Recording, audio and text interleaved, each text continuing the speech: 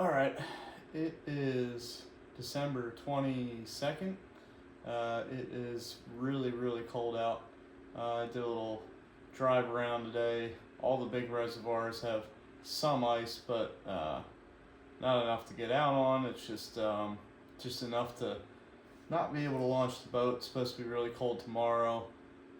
Next few days, I don't think it's really going to get warm enough to do anything to knock that sheet ice or even stop it from building around the bank. So I am in the process of tearing down my Livescope, which I made this. I bought certain kits and cables to make this as easy as possible when I want to go and ice fish. So this is the Garmin ice fishing cradle. I opted to buy a second. Or actually, I'm sorry. This is the cradle for the chart plotter. This whole thing is called the ice caddy or ice shuttle. Basically, it's all hard plastic. Fits right in this nice little bag, and I got the cradle separately so I could keep my cradle for the chart plotter that's going to go in here in the boat. I don't have to unplug anything, tear anything down, other than cut the electric tape off of the trolling motor where the Livescope's mounted. And that cable I'll pull out. I'm actually going to get a piece of rope or even just like some heavy braids, fine, anything that's not going to break. And I tape it to the end of the cable, and then when I pull it out, I don't have to worry about fishing the cable back in when I go and reinstall this on the boat. This right here is the most key piece of the whole kit. Now, literally is all I had to do. I do a soft mount in my boat. This is all it is. I used to have it glued down. It was some pretty temporary. It's not like a hard epoxy that's never going to come off. But what I have is just a rubber mat in my boat, in the aluminum well, where I put the battery, and then this black box just sits on the rubber mat. I mean, I've been down the highway, hitting bumps, everything else. It's never been an issue. And I mount it on this piece of wood. That way, when I do eventually, we haven't been getting great ice in Pennsylvania the last few years. It's really been since like 2021. We had a real decent ice season, but we do have ice. Upstate PA, specifically like the Pocono Plateau area, the smaller lakes have ice. Lake Wallenpaupack does not have good ice. There's some webcams up there you can check out. I forget what the website is. If I remember to do it, I'll link it in the video, but kind of cool. You can see, I think, a marina, and there's another camera on Lake Wallenpaupack. Now, if that freezes over, I'll definitely be going up there. That's probably your best bet for catching multiple species and bigger fish. It's a good walleye lake as far as this part of Pennsylvania is concerned. It's probably the only one that will consistently put out walleyes. Perch, there's a lot of big perch in there, but it's a big lake, so it's hard to fish. Kind of got to spend some time or just know what you're doing there. I'm sure there's guys that fish a lot more than me that know exactly where to go. But what I'm going to do right now is unscrew this, and it's quite simple. I'll show you some of the things that I put together to make this process as fast as possible for teardown and reinstallation when I want to put it back in the boat, which probably will be in a few weeks. You never know. Who knows? I mean, if we get a cold snap down here, the lakes are really cold, and they're already starting to put some sheet ice on, so that may close out the year for the bigger reservoirs. I don't know if they'll get safe enough to really use, but either way, I'm going to be fishing somewhere, so all these screws I just put right back in the wood so I don't have to search around for them when I go back and slap this thing together again.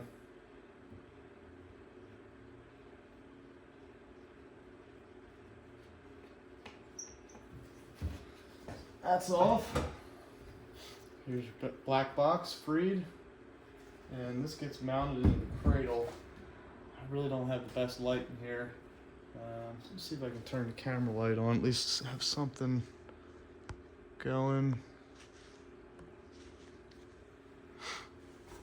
All right, let me take you down here. We'll take a look inside. So this is the shuttle. Comes out of the bag. Pretty straightforward. Now, what the heck is in the way of the camera? Oh, sorry about that. It's just the mount I have, but here's the bag. Nice little lightweight poly bag. It's waterproof. A couple little pockets on the side. Back's got a little zipper pocket. You can store other stuff in there. This is one of the homemade creations I have here. So I bought also this right here. You should definitely buy this. Last thing you want to do is try and pull your power cords out from your boat and wad them up inside here. It's possible, but it's a real pain in the butt. I think this is maybe 40 bucks, this little wire harness. And this is going to be power for the black box and power for the chart plotter. And then you also have some auxiliary power. It's just a little, like a DC 12, I think they call that. You can plug in USB. If you have the adapter, like runs out to a USB, you can do that, charge your phone or whatever you want to do. I usually just bring a battery bank, so I never mess around with that. And this plugs in. These are spade bits for, I have two small batteries that fit in here well. And then if I'm gonna spend a day on the ice and bring out the tent, see if I can grab one of these other batteries. Oh, a little tight in the garage right now. Yeah. All right, so what I did, this is the battery I run in my boat. Let me clip this up so I can show you what I'm doing here.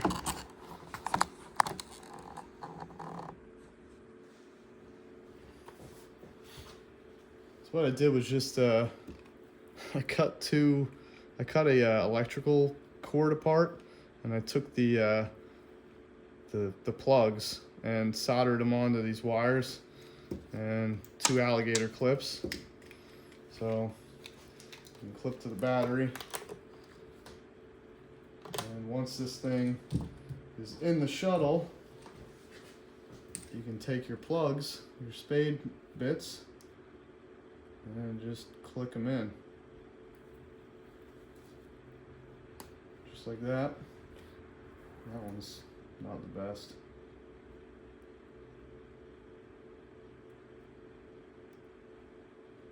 Well, I might need to revisit that. Doesn't seem to be holding up quite as well as when I first made it, but you get the idea. You can then run off the bigger battery outside of the shuttle if you want.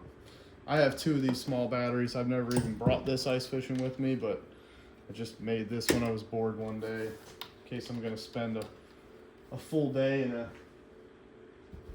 in a ice tent or something. But usually I'm bouncing around the ice. I don't even run through two batteries. I honestly only bring the Livescope most of the time just to search around, see the depth of the water. If there are schools of fish, you can find them quick and drill a bunch of holes and just kind of use it as a in between. I'll just leave it on the ice, look around. The schools tend to kind of go around the basins this time of year, whether crappies, perch, whatever. They generally don't sit very still unless you have some really nice structure you can fish on. The lakes I'm going to be going to don't have a whole heck of a lot of structure, so usually they're just doing circles around in the basins, or sometimes you can get up on some grass that might still be alive. That's usually a nice spot you can set up on the edge, or even in the grass sometimes. And then honestly, if you're fishing less than 5 or 6 feet of water, the Livescope's not going to really make much of a difference, especially when there's vegetation. You might be able to see right in front of you, but trying to look out 20, 30, 50, 60 feet doesn't really work in that kind of shallow, weedy situation. But if you're fishing a basin 20 feet or so, it's definitely nice to have the live scope, look around, see where those schools are, drill some holes, and go chase them around. But we'll get back to throwing this thing together here. Okay. So I have to take out, try and get you a better view of that, 4 screws that are in the shuttle, and this is where the black box gets mounted. So put back these screws out.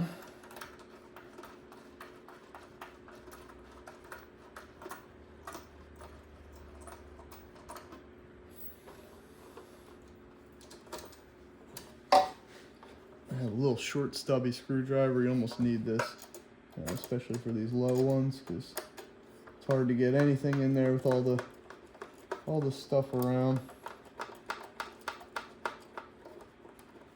Bear with me.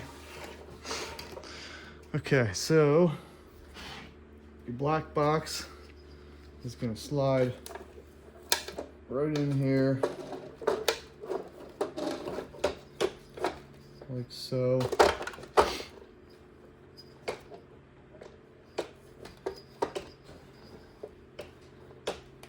sure it's going to be able to get seated in there properly. And then I'm going to strap it away.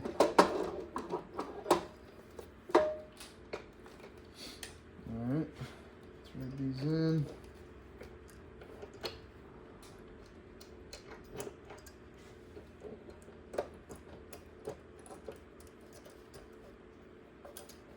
Started. Got all 4 screws in here. This is why I have the short and the long screwdriver, because once you get them started, you can sneak in here with the long one and get them all done quickly. And these parts are plastic, so there's no need to really crank these down. Just want it tight enough so it's not going to fall out of there. All right, so we got the black box in. Next thing I got to do is get a piece of rope, tape it to my cable, which this is the actual Livescope cable right here. You can see what I'm looking at. Kind of right here. I'm gonna tape a rope to it, pull it through. All right, for this, I'm using a piece of braid, and what I've found, as long as it's strong enough, and this is 20-pound braid. Honestly, the smaller diameter rope you can have to pull through, the better, because a lot of times, I mean, at least with my boat, it's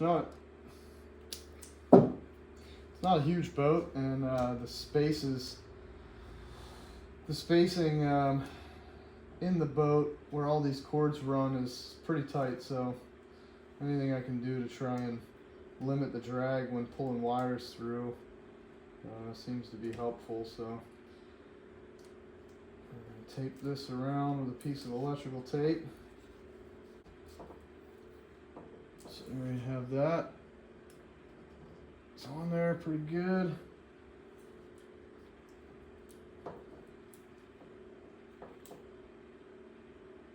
Alright, so there we go, a little piece of braid taped to the end of that cord. Now I can just go pull it through.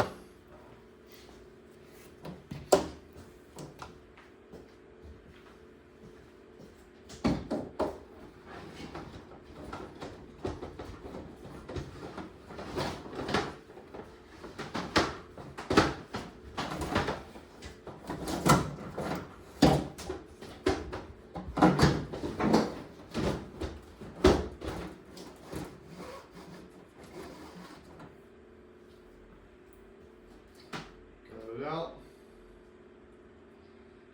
Take that tape off of there.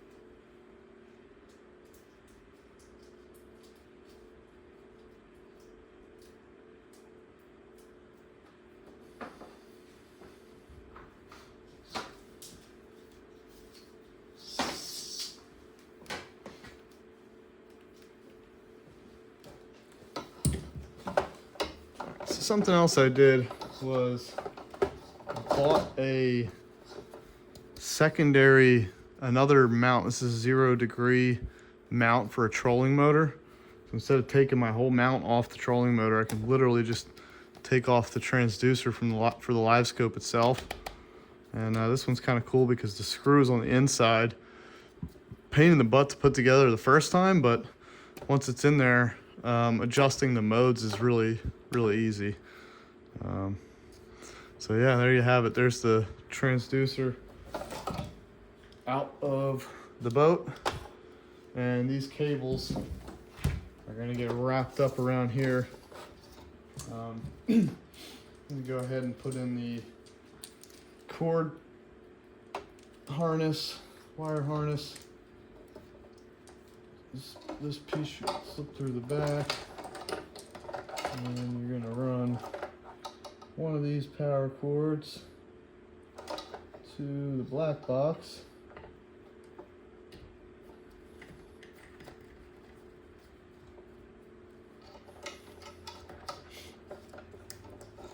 Take this down.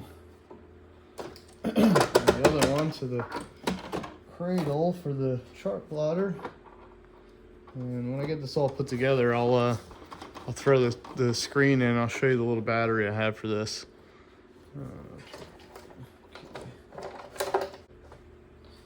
All right, now this piece. This is kind of the more difficult portion of it. Is just getting this wrapped up neatly. And this is a pretty big diameter cord, and this thing, a lot of people don't know what this is, but this is I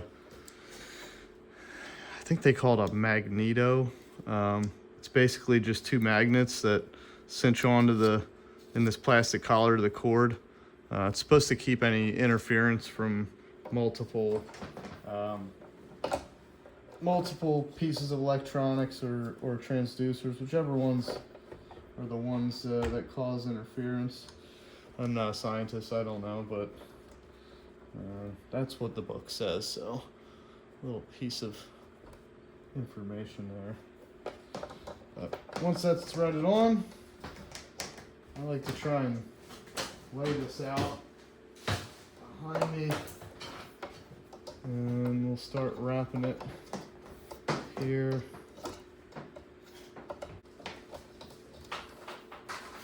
So you want to leave about 6 feet or so of cord out of that. So obviously you have to attach this to the pole, and depending where you're fishing, you might need a little more. I mean, we're not going to be anywhere where there's over a foot of ice, so just enough if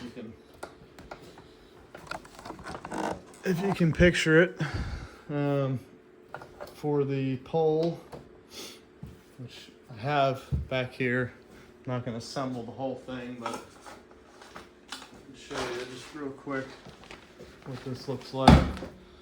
You got all your pieces for varying ice thickness, and they're really simple. Literally, they all just thread together. You connect as little or as many as you need. And then this piece right here is where the pole goes through, and this actually sits on the ice. So you cut your hole out here and lay that over the ice. These screws actually go. You can push them through, and they do nothing except for stick to the ice, so it doesn't slide around all the time on you. But yeah, there's not much to that. Just a bunch of sections and hard plastic, nothing crazy. You know, a lot of guys make their own. I attempted to make one my first time taking the ice Livescope out on the ice, and it worked. It was just really janky, so I spent the $80 or whatever that was to get that pole. So all right, now I can put this back in the bag. This whole cradle is just gonna go right back in the bag.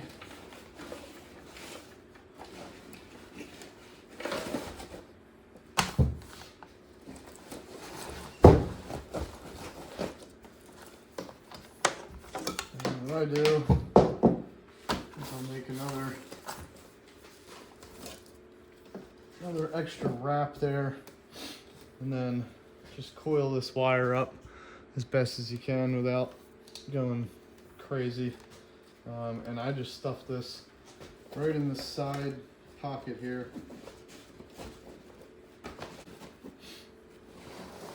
Actually, duh, I'm on the wrong side. This other side pocket is what it's made for. All right, so everything's in this nice little bundle.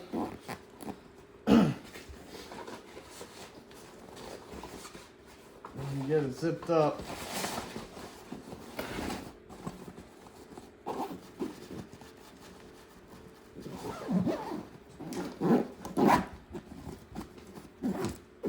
It's quite nice. Nice little compact tote for it. Now, let me get the chart plotter out. And I'll show you guys what that looks like. So this is the Garmin 93 SV, EcoMap UHD. Let's see if I can get that to focus there without, there we go, 93 SV. That's a 9-inch screen, and it just snaps right in. And you got the same style knobs as anywhere else. Any of the other Garmin chassis. Let me get one of these batteries.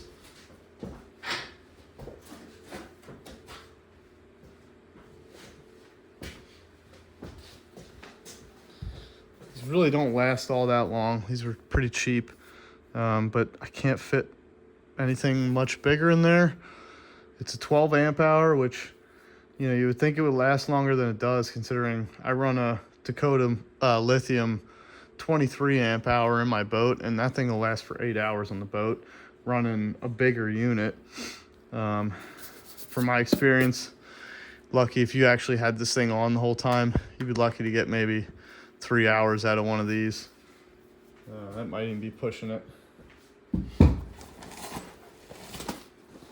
So this back pocket right here opens up, and you know what I didn't do is make sure the straps fit in right here.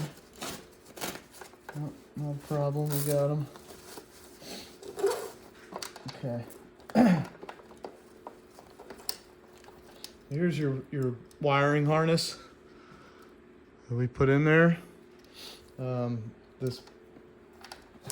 light's probably really poor. How much you guys are seeing of that, but the battery tray here, you just pop this sucker in.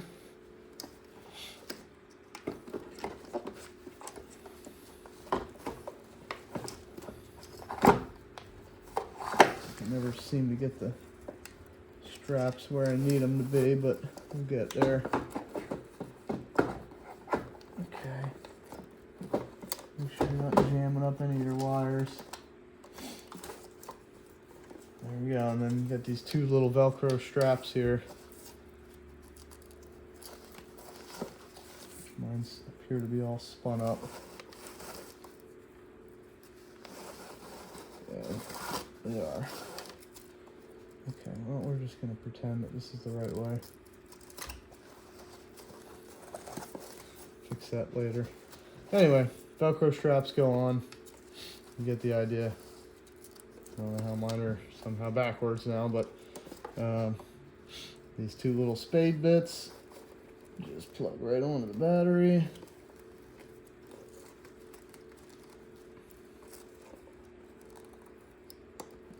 So a little spark. And then here's that DC-12 I was telling you about, just hanging out the back there if you wanted to plug something else in there, charge it.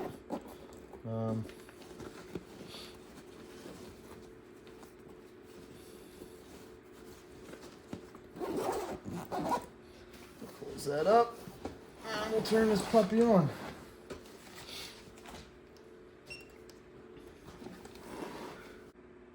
Okay.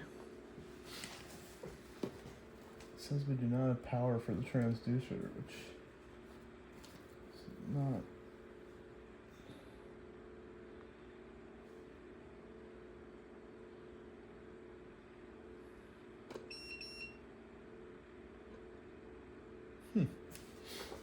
Not sure what's going on there.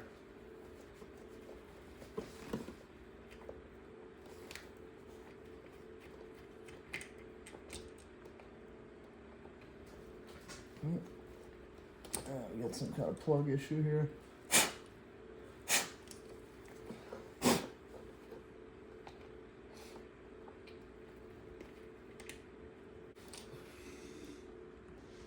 So now you know this is real. When you get problems, that's real life for you. We're gonna try a little dielectric grease here, see if that does anything.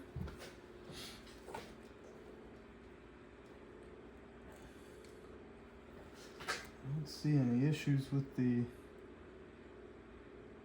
actual nail bit here.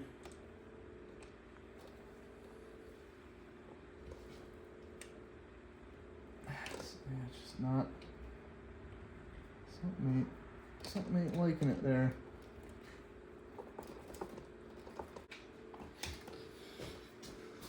Well, I don't know. Can't figure out my power problem here, so we're gonna have to look at a couple things. It is a fused wire harness. I'm gonna check the amperage on the fuse that's in here and in there, although I used this last year with no problem, so I don't know what's going on, but ain't that life. Okay, we can get back to the I'm a Dummy part 5 maybe. There's nothing wrong with the cord. What I just found out, and I thought it would have at least powered up right, but I didn't have the network cable plugged in yet. So from the GLS10, the black box, to the chart plotter, you have a network cable. I didn't think it would matter as far as the power goes. I wasn't trying to turn the Livescope on. I just wanted to make sure that there was power getting to the black box. But for whatever reason, basically what happens is it'll flash red once, and there is power going to it, but because there's no network cable, it reads no power to transducer and nothing will show up. But there you go. So Livescope's reading 13 volts. It is 35 degrees in the garage.